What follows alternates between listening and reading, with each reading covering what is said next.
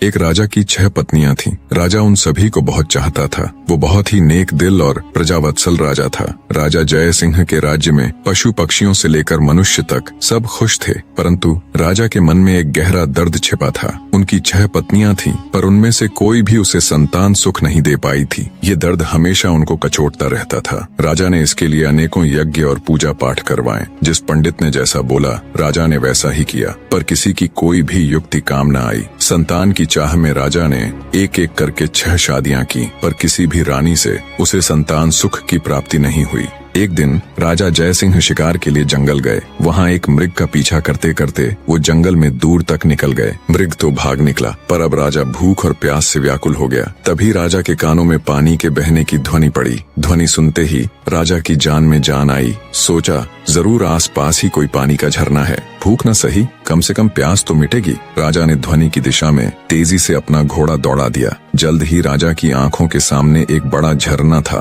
पर जब राजा झरने के पास गया तभी उसके कानों में एक स्त्री की आवाज पड़ी। अंधे है क्या? दिखाई नहीं देता? एक लड़की स्नान कर रही है। भूख प्यास से व्याकुल राजा ने उस तरफ तो ध्यान ही नहीं दिया था। लड़की की आवाज सुन राजा चौंक गया। उसने तुरंत अपना मुंह फेर लिया और बोला, क्षमा करे देवी, मैं इस जंगल में बहुत देर से भूखा प्यासा भटक रहा हूँ, जिससे विचलित होने के कारण मैं आपको देख नहीं पाया। इतना कह राजा मुंह फेरे ही वहाँ से कुछ दूर चलकर खड़ा हो गया। कुछ ही पलों में वह लड़की स्नान से निवृत्त होकर राजा के पास आई। उसने सूखे वस्त्र धारण किए थे और हाथ में कुछ फल लिए हुए थे। वह राजा के पास आकर बोली, महाशय, अब आप पानी पी सकते हैं। राजा ने झरने से पानी पिया और लड़की के दिए फल खाए। पानी और फल से उनकी भूख प्यास शांत हुई। राजा ने लड़की की ओर देखा और पूछा, हे सुंदरी, तुम कौन हो और इस जंगल ब्याबान में अकेली क्या कर रही हो? लड़की ने जवाब दिया, मेरा नाम मोहिनी है। मैं पास के गांव में रहती हूँ। रोज यहाँ स्नान करने आती हूँ और जंगल से लकड़ियाँ इकट्ठा करती हूँ। ये झरना जंगल के बीच में है, इसलिए यहाँ कोई नहीं आता।